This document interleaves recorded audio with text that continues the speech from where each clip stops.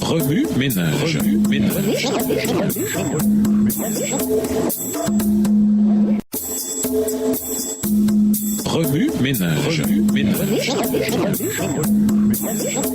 Bienvenue à votre émission Remue ménage. Voilà la leçon de mercredi. Invité, l'héritage du Seigneur. Les dirigeants vont et viennent. Ceux qui semblaient être tellement forts et puissants en raison de leur poste de leadership sont tout aussi facilement oubliés quand d'autres leur succèdent. Parfois, les gens oublieront ce que le leadership a fait. Les dirigeants bibliques ne trouvent pas leur héritage dans des monuments, des rubriques nécrologiques ou des bibliothèques commémoratives. Ils trouvent plutôt leur héritage dans l'Esprit de Dieu. Néhémie pria 3 fois Dieu de se souvenir de lui et une fois de se souvenir des actes mauvais du peuple. Bien qu'ayant travaillé toute sa vie dans le service public pour le roi et pour la gouvernance du peuple de Juda, sa première préoccupation était finalement ce que Dieu pensait de lui. Aussi exceptionnel et admirable que fut Néhémie en tant que dirigeant, il était tout de même humain. Ses frustrations eurent raison de lui dans le dernier chapitre où il commença à se servir de la force physique pour corriger les désobéissants. De plus, à l'époque du premier avènement du Christ, ces réformes avaient été radicalisées. Alors que Néhémie faisait face à un peuple trop libéral,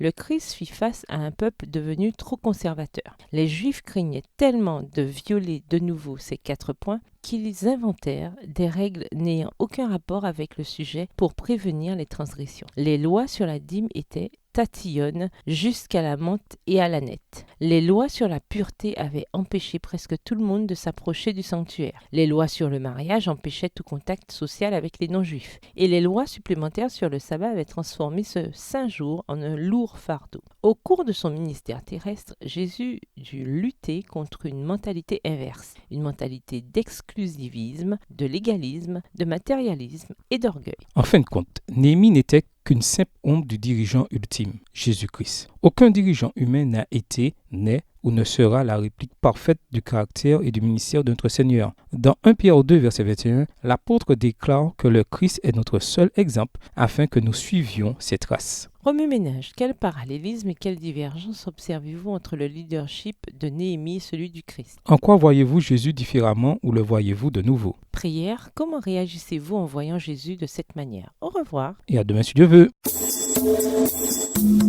Remue ménage. Remue ménage.